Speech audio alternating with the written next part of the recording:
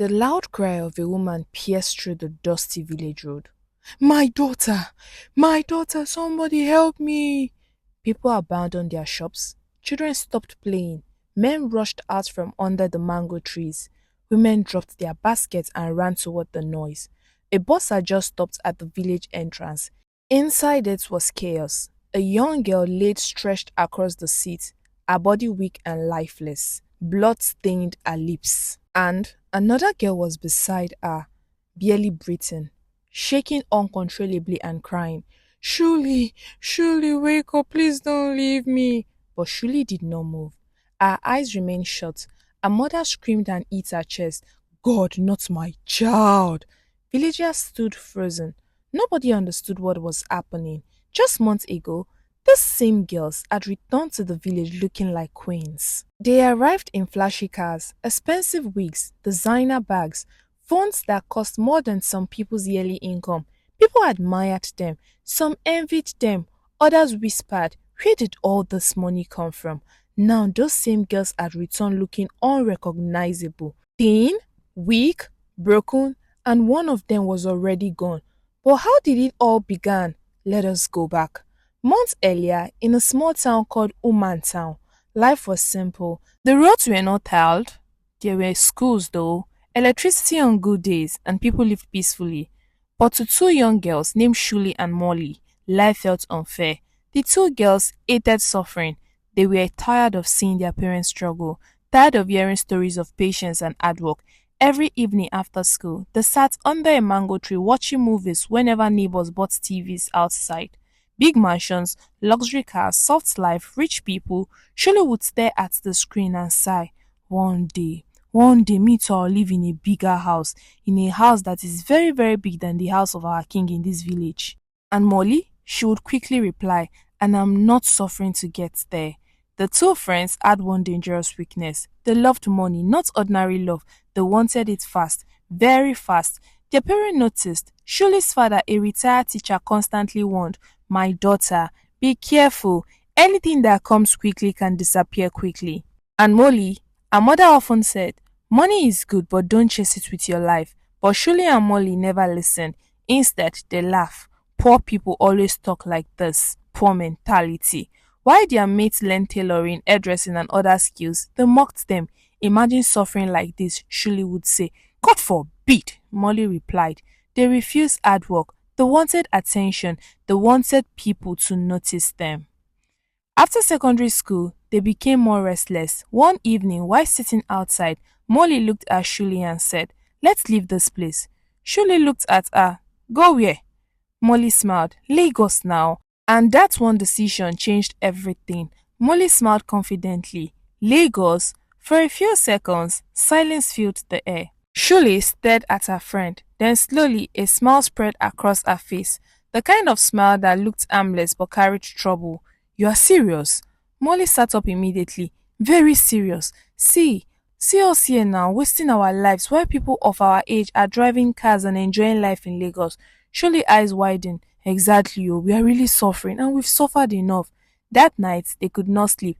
Instead of thinking about jobs or learning skills, they spent hours imagining a rich life, expensive houses, trips abroad, luxury cars, fame, attention. Everything they had watched in movies played repeatedly in their minds. Days later, they finally gathered courage and told their parents. Immediately, the reactions were explosive. Lagos? Shirley's father shouted. To do what exactly? Molly's mother looked confused. Do you already have work waiting for you there? Silence. The girls looked at each other. No answer. Because the truth was, they had no plan. Only dreams. Dangerous dreams. Shirley folded her arms. We'll figure things out when we get there. Her father stood up angrily. Life is not a movie. Molly rolled her eyes. You people don't understand. We can't remain poor forever. One person has to make the sacrifice. Her mother's eyes filled with tears. My daughter, there is no shortcuts in life. But their hearts had already left the village.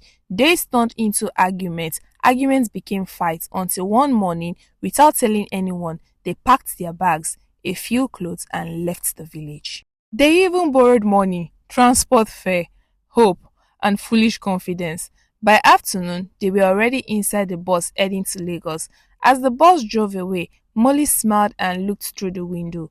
Goodbye, suffering. Shully laughed loudly. Next time we come back here, we'll come with big cars. The city welcomed them with noise, loud horns, just as Lagos can be.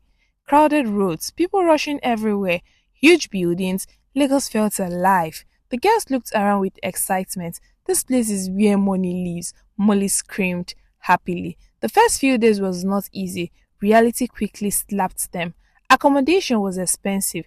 Food cost money. Transport cost money. Even breathing in Lagos felt expensive. They struggled and managed to get a tiny room. The room was hot, small, and uncomfortable, but they kept encouraging themselves. It's temporary. One afternoon, while walking around, they noticed certain girls, young ladies, always dressed beautifully. Phones, wigs, bags, money, and they always seemed happy. Shirley looked carefully. See these girls now. Molly also noticed they are living the life we want. God when? Days later, they made a decision. They visited a popular thrift market. There, they bought short dresses, crop tops, high heels, crazy wears. They are ready to join the big girls in Lagos. They even got wigs and perfume, everything they believe rich girls wore. That night, as darkness covered Lagos, two village girls stood by the roadside, nervous, scared, but determined. Cars moved up and down. Music blasted from clubs. People laughed around them. Shuli looked at Molly. Are we really doing this? Molly swallowed hard, then forced a smile. We didn't come to Lagos to suffer. We need to make sacrifices. Minutes later, a black car slowly stopped in front of them, and their new life began. The black car stopped slowly beside them. The tinted window rolled down. Two young men sat inside laughing loudly with music blasting from the speaker. One of them looked at Shuli and Molly and smiled. You girls look new around here. Immediately, fear entered their hearts. This was it. The moment that suddenly felt real. Shuli looked at Molly. Molly looked back at her. For a brief second, both remembered their parents, their warnings, their tears, their advice, but greed spoke louder. Molly forced a smile. Yes, we just came into town. The men exchanged looks and laughed. No problem, enter. Shuli hesitated, but Molly squeezed her hand. This is our chance, she whispered. Slowly, they entered. As the car drove away, both girls stepped through the windows at the bright Lagos lights. Their hearts raced. Fear and excitement mixed together. That night, they returned with money. More money than they ever had held in their entire lives. Shuli spread the cash on the bed. Both girls screamed, jumped, danced, laughed. We are rich, Molly shouted. See money, Shuli screamed. Days became weeks. Weeks became months. The fear disappeared. The lifestyle became normal. Night outing, luxury hotels, expensive restaurants, new wigs every week, perfumes, phone, jewelry, money kept flowing. And greed kept growing. Soon they started moving with wealthy men around Lagos. The same girls who arrived with borrowed transport fare now walked around with confidence. 3 months later, things became bigger, much bigger. They met influential people, club owners, wealthy businessmen, social media celebrities, people who always seemed surrounded by money. Life felt perfect. Within 1 year, everything changed. Cars, luxury apartments, designer bags, expensive vacations. People in Omar Town could hardly believe what they saw online. Photos beside swimming pools, pictures inside expensive cars, videos in places they once dreamt about. Villagers talked endlessly. See Shuli, see Molly. Lagos has changed them all, but not everyone celebrated. Their parents cried privately. Something felt wrong. Shuli and Molly regularly sent money home, huge amounts, but their parents refused. Shuli's father said quietly, I don't want money that steals my child from me. Molly's mother wiped tears from her face. Bring yourself home instead. But the girls laughed. Old people don't understand success. Then one evening, their phone rang. An invitation, an exclusive private party, luxury location, sleepover included. Special guests, very rich people. Molly screamed with excitement. This one is big. Shirley jumped up. We can't miss this. Clock it. That night, they dressed beautifully. Expensive perfumes, long wigs, designer ears, everything perfect. When they arrived, their mouths opened. Luxury cars filled the compound. Security guards stood everywhere. The house looked like a palace. Inside, music echoed through massive halls. Powerful people laughed and danced, and among them, there stood one man. Jude, popular, wealthy, respected, the kind of man people lowered their voice to talk about. The moment Jude saw Shully and Molly, he stopped walking, he stared, then slowly smiled. And at that moment, neither Shully nor Molly knew that their lives had just taken a terrible turn. Jude slowly removed his glasses and kept staring. For a moment, the noise of the party seemed to disappear around him. People danced, music played, laughter filled the hall, but his eyes remained fixed on Shully and Molly. The girl noticed and immediately excitement rushed through them. Molly leaned closer and whispered, "That's Jude." Shully's eyes widened. "The Jude?" Molly nodded quickly. Everyone in Lagos' social circle had heard about him. Expensive cars, massive houses, money that never seemed to finish. No one knew exactly what he did, but nobody questioned wealth. People only enjoyed it. Jude smiled and slowly walked towards them. "Good evening, ladies." The girls immediately adjusted themselves and smiled. "Good evening." Jude looked at both of them carefully. "You both are beautiful." Shirley and Molly exchanged exciting glances. The whole night, Jude stayed around them. Food, drinks, laughter. They even took pictures together. Everything felt like a dream. At some point, Molly whispered, "We have finally arrived." Shirley grinned. "Our village people won't believe this." Hours later, the party gradually became quiet. Guests started leaving. Then Jude looked at them and said calmly, "Stay. Just one word." The girls looked at each other, then smiled. To them, this looked like another lucky opportunity, another rich man, another soft life. Nothing unusual. The next morning, as they prepared to leave, Jude called one of his assistants. The man handed each girl an envelope. Molly frowned. "And what is this?" she said. "Open it." Jude replied. They opened the envelope and froze.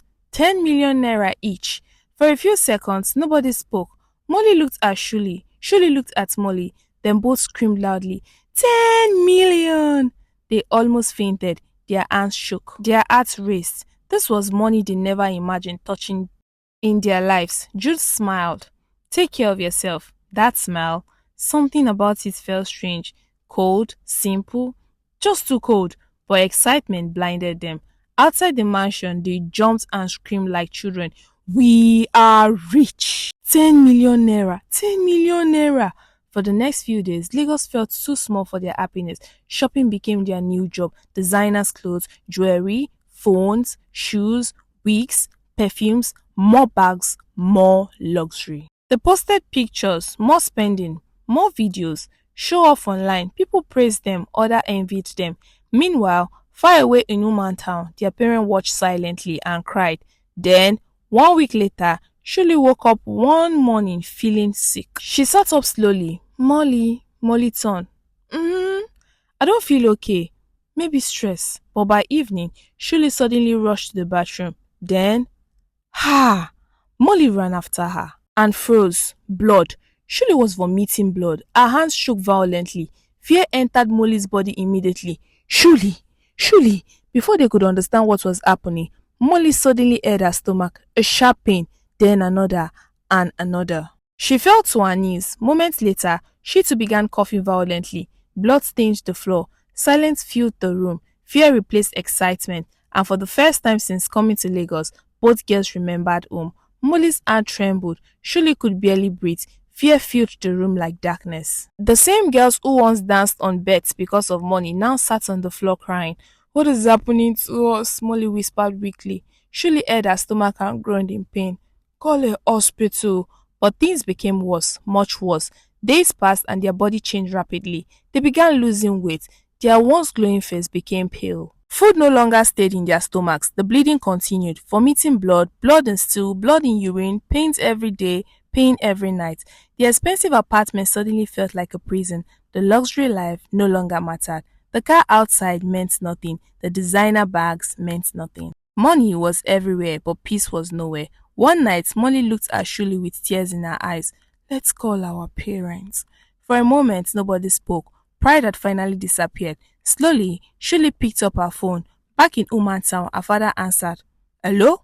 The moment he heard crying, his heart dropped. "Daddy!" Silence, then more crying. "Please come." That was all she said. Hours later, their parents arrived in Lagos. The moment they entered the apartment, they froze. The girl they once knew were gone. The beautiful daughters they left the village full of excitement had become pale and sick, more like a shadow of themselves. Thin, weak, broken. Molly's mother screamed and fell to the floor. Shully's father turned away and wiped tears from his eyes. No parent wanted to watch a child suffer. Immediately, they decided to return home. Maybe the village air, maybe prayers, maybe family, maybe just anything. As they traveled back, silence filled the vehicle. No music, no excitement, only crying, only regret. Shully rested her head on her mother's lap. Her breathing became slower, weaker. Her mother touched her face. Shully, we are almost home. Shully? No answer. Shully? Still nothing. Panic immediately filled the vehicle. Driver, stop, stop, stop, stop. Her father shook her. Wake up. Molly screamed from the back seat. Shully, please wake up. But Shully was gone. Gone forever. The road became filled with cries. Her mother screamed uncontrollably. Her father sat speechless. Molly stayed in complete shock. Her best friend, her childhood companion, gone. 2 days later, Molly stopped talking. She barely moved. She only stared into space. Sometimes she whispered, Surely. Sometimes tears rolled silently down her cheeks. Then on the second night, her breathing slowly changed. Her mother held her hand tightly. Stay with us. Stay with me. Molly looked weakly towards her parents. Tears rolled from her eyes. I'm sorry. Those were her final words.